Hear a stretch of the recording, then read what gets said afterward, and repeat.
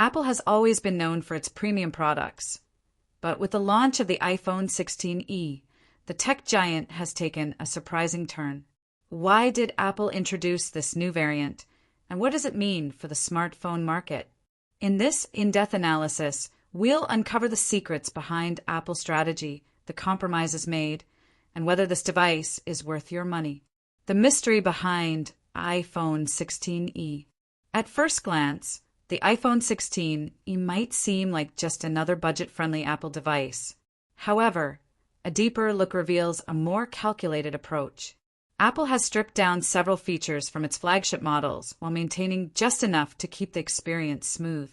But why would Apple launch such a device when it already dominates the premium segment? The answer lies in market expansion. Apple aims to capture a segment of users who find flagship models too expensive but still want an Apple experience. With the iPhone 16e, Apple is targeting customers in emerging markets like India, where affordability plays a crucial role in purchasing decisions. Unboxing the iPhone 16e.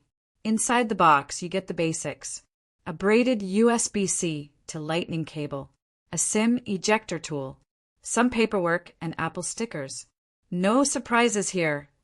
Apple has been cutting down on accessories for years. But let's get into what truly matters: the phone itself. Design and display.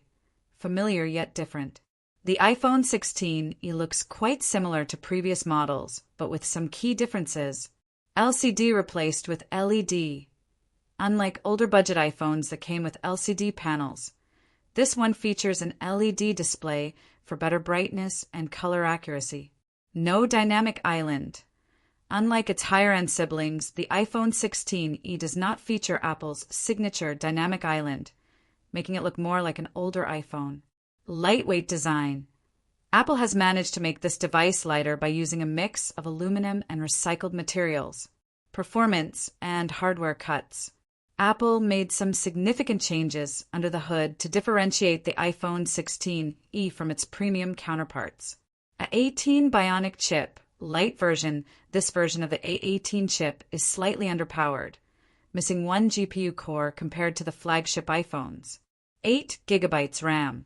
While this is decent for multitasking, it's still a step down from the Pro models.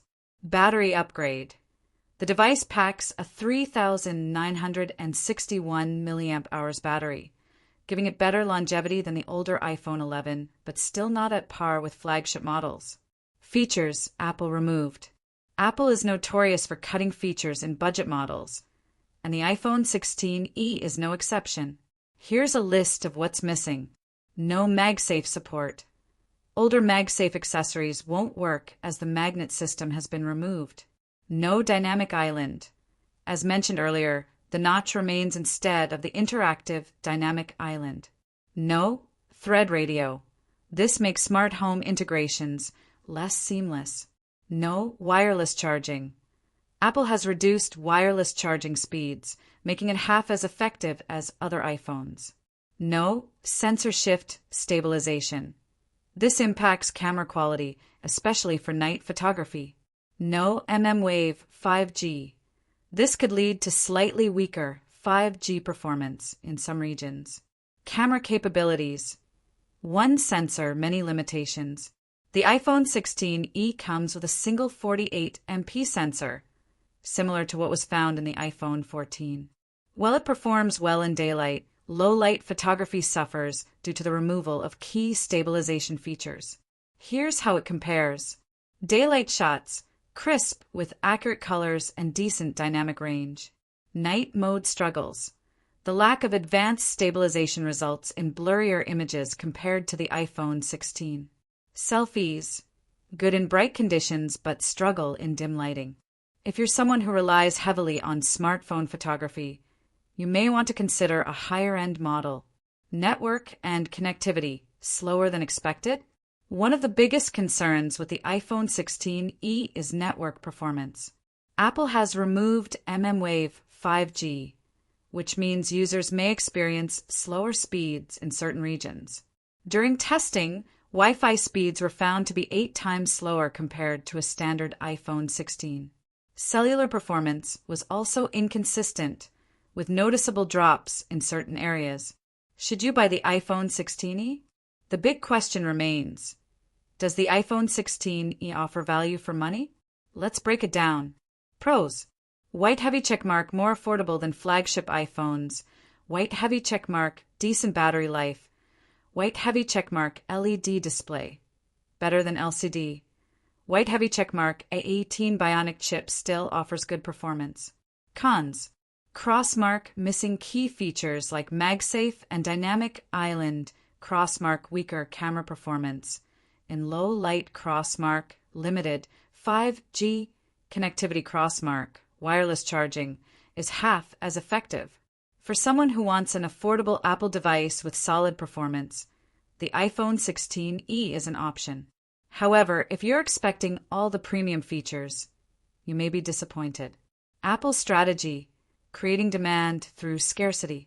Apple has a history of limiting features in budget models to push customers towards premium offerings. By removing features, Apple creates a psychological push where users feel the need to upgrade.